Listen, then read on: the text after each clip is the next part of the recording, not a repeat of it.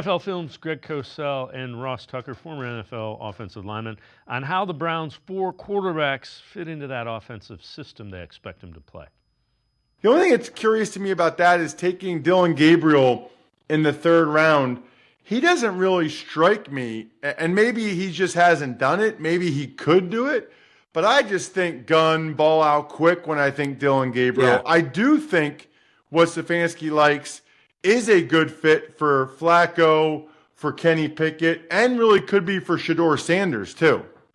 Yeah, although I can tell you for a fact they love Dylan Gabriel and they did see him in their offense. Now, again, that's they're projecting that to some extent because he didn't play that way in college.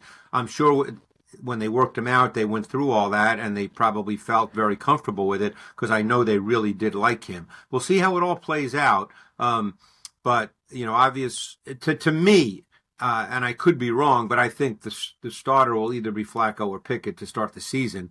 And they'll go from there. But I think offensively, they'll be different. They'll get the quarterback under center, and they'll look to run the football.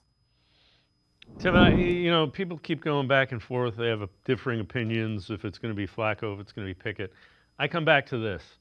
Flacco gives you a higher upside in more explosive plays, potentially, but more turnovers, which has been terrible the last 2 years for the Browns. Pickett doesn't give you the big-time explosive plays, but he takes care of the football. And that's kind of how I think they're going to try to play.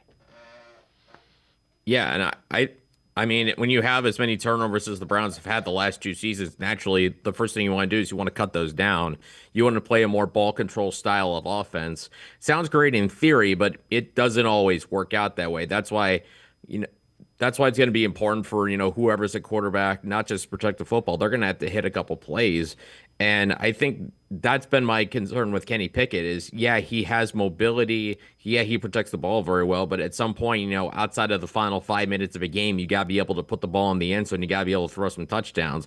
I don't know if it was necessarily because of him or because of Matt Canada's scheme in Pittsburgh, not exactly having the kind of weapons you would be kind of hoping for. But he just didn't get it done the way he needed to with the Steelers.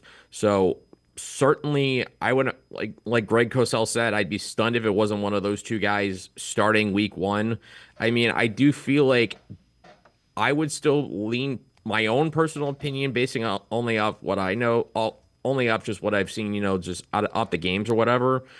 I think Flacco does give you a better chance to win just because you have a higher chance of success because you're going to put up points against teams like the Bengals and the Lions and the Packers to have any chance of competing or winning those games. You got to score points because in the NFL, you're not going to stop. You're not going to stop everybody. It's just almost impossible to do that. So it's that balancing act of do you want to play it safe or are you willing to take that high risk, high reward approach that I think Kevin Stefanski and this offensive staff is going to really have to, put their heads together to figure out over the course of training camp of the preseason.